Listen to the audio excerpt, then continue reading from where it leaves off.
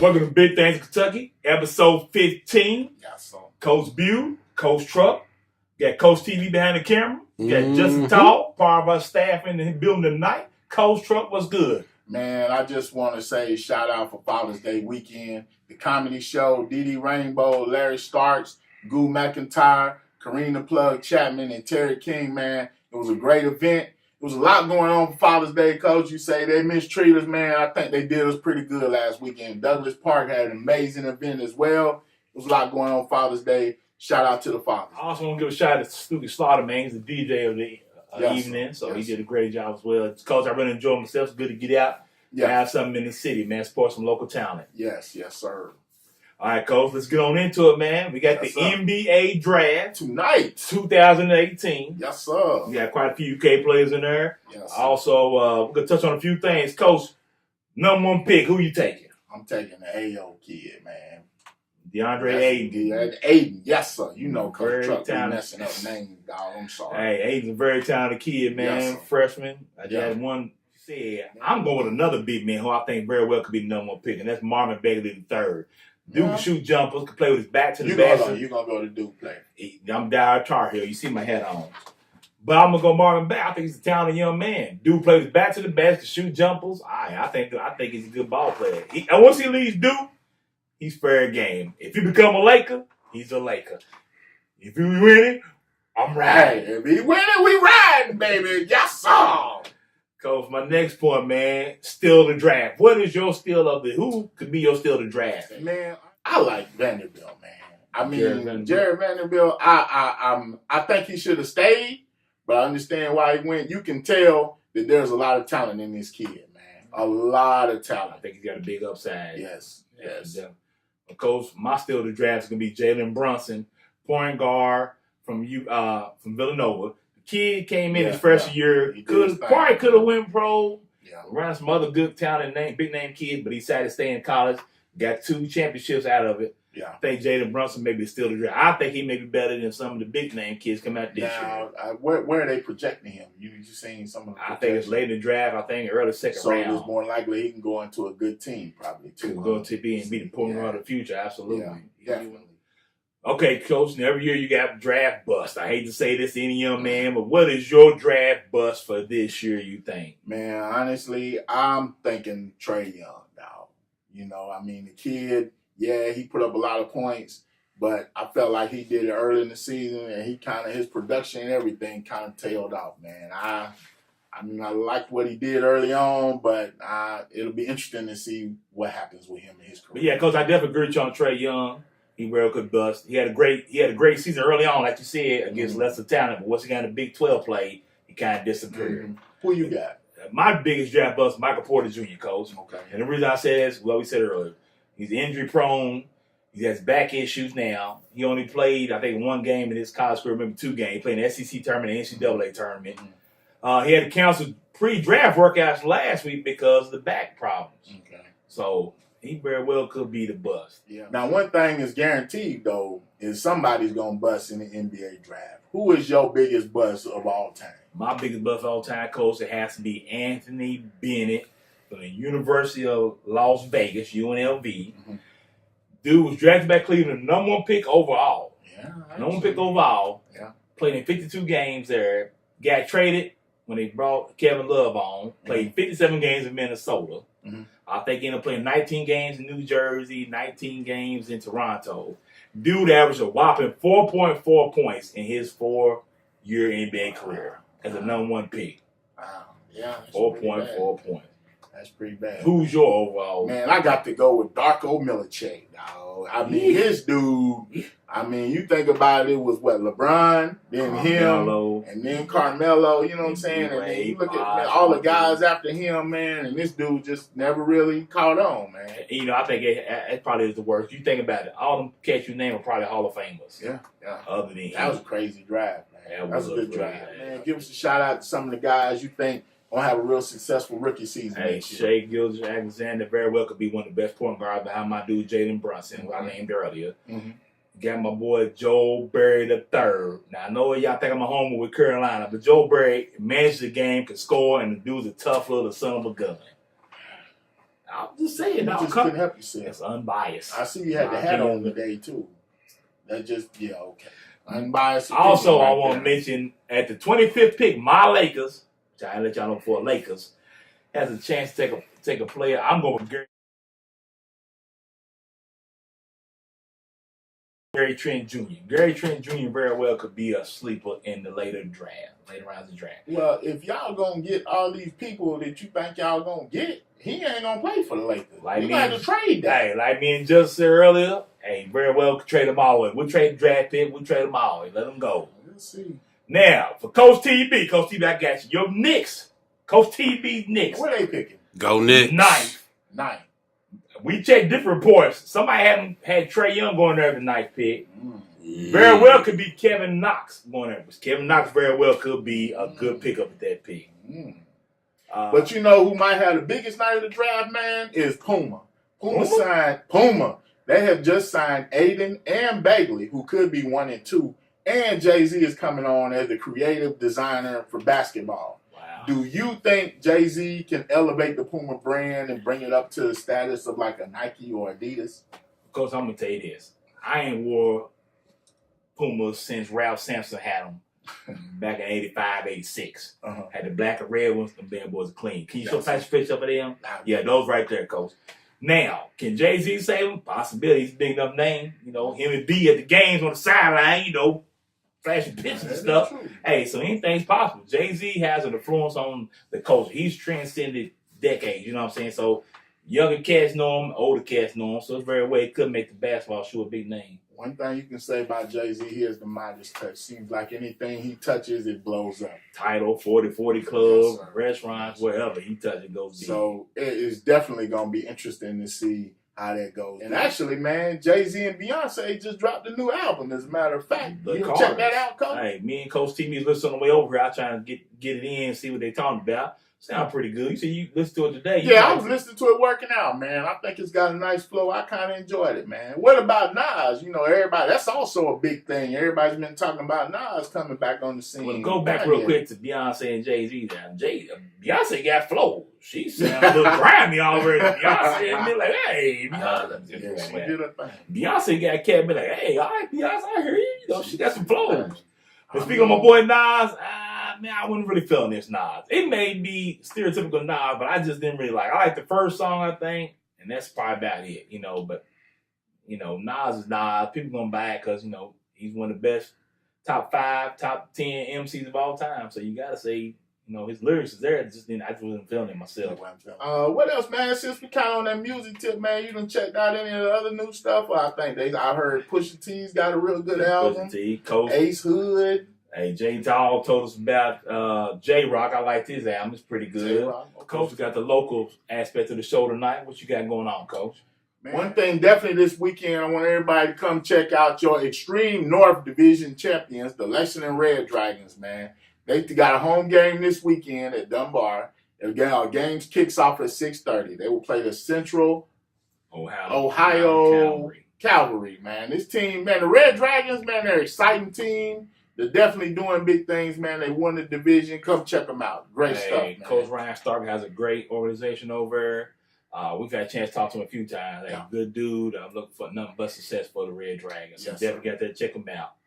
Coach, also, we had a chance to sit down last week and I interviewed LCA's head coach, Ethan Atchley. LCA's had a great few years since he's been there. Very successful. Probably one of the best teams in the state. Coach, how you think that interview went? Man, hey, y'all check it out right here, man. We got blessed today with Coach Ethan Atchley, and this is Big Things Kentucky. Coach, how you doing today? Good, how you doing? All right. Well, Coach, man, let's go and get it out there. Coach, you were probably the best kept secret in the city of Lexington. For the last few years, had probably the most success of any program in that city. So what do you attribute that to? You know, it all boils down to kids in town. And, you know, kids want to work hard and building a consistent approach to how we go about doing things.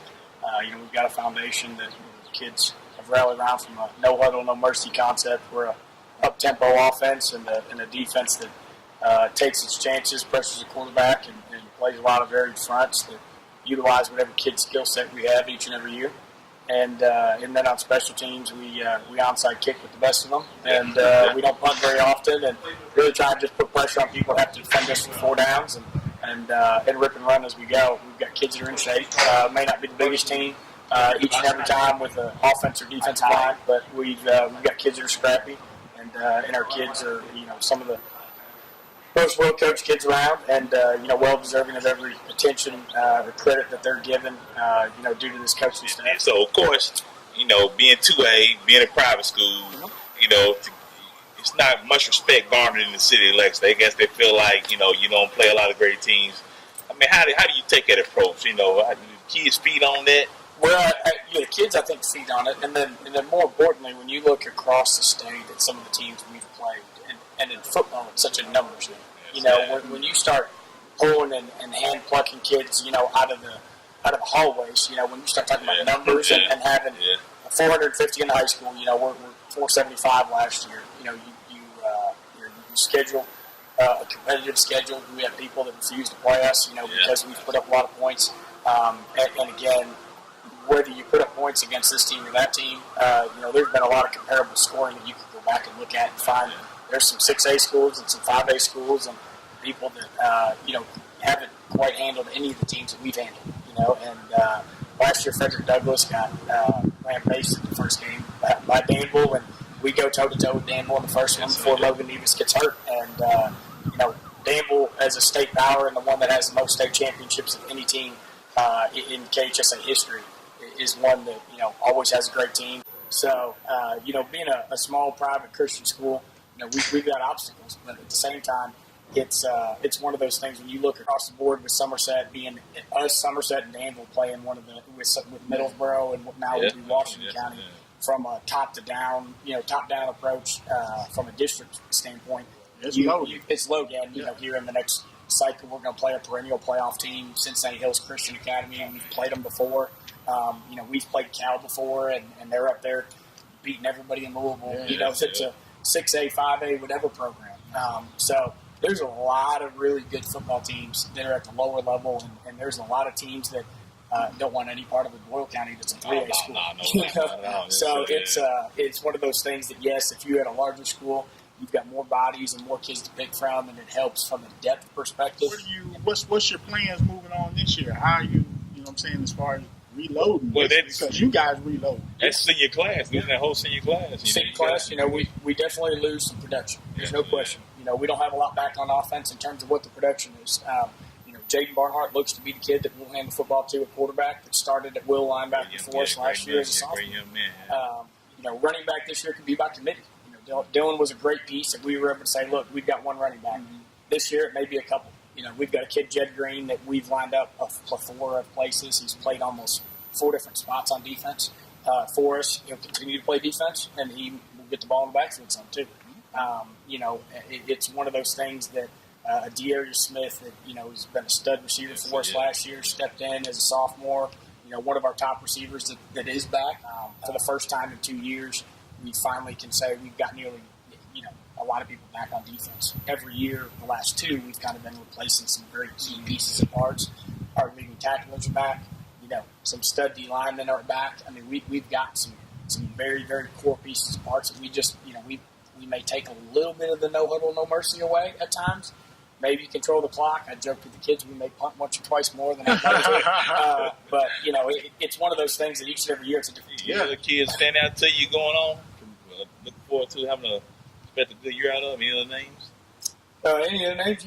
We've got a bunch of kids. Your son, obviously, Andre, is going to be a big part of what we do on the D-line. And obviously, Drew Long was another one last year that got some spot minutes, rotated in some spots, as another D-lineman. And then, we've got one of, I think, the best technicians I've ever seen in the program in Ben Whitman. Absolutely. Played center. He's played guard before as a freshman. He'll be a senior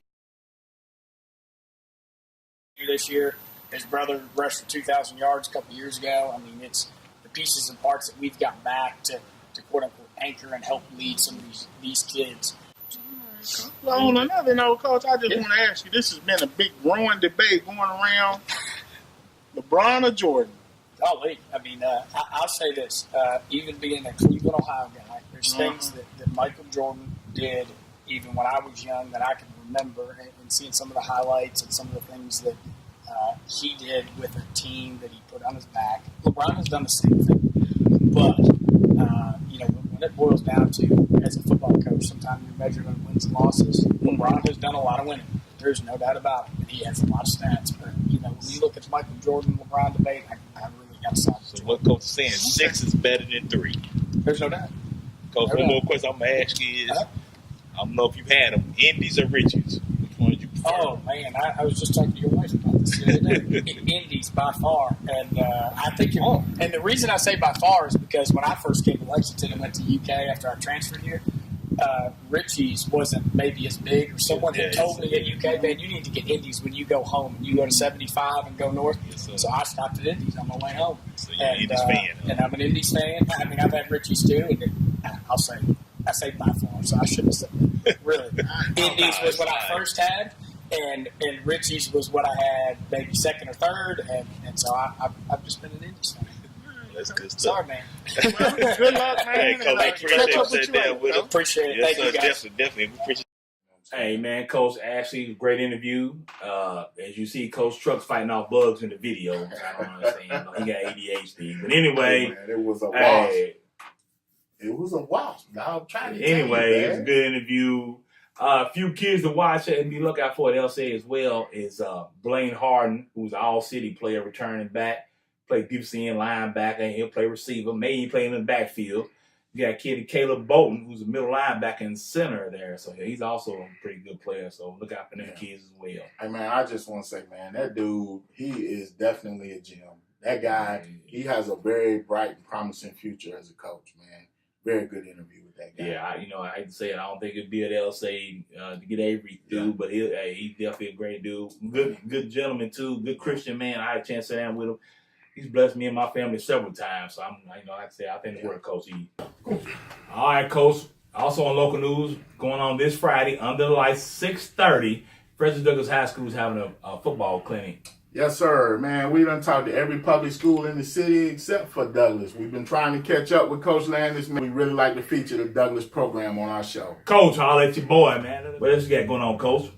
Man, I think this weekend they're having the Pro Kentucky Football Football Hall of Fame ceremony, So man. we got such inductees. Referee Thomas Bell, who was referee for 2 Super Bowls. Oh. So he's a Lexington native, so he'll be also being retired. Okay. We got Ernest Givens, who played at University of Louisville. Wide receiver, right? Wide receiver, Yeah, yes, I sir. remember Yes, Ernest sir. Givens. We got Tim Lester.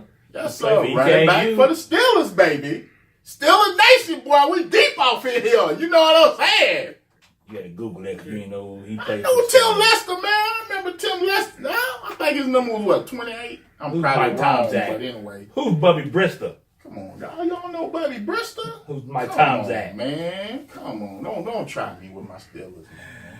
Also, former UK coach, K-State coach, and LCA football coach Guy Morris is also being inducted into the Hall of Fame. So that's good stuff man. as well. It's going to be a good thing, man.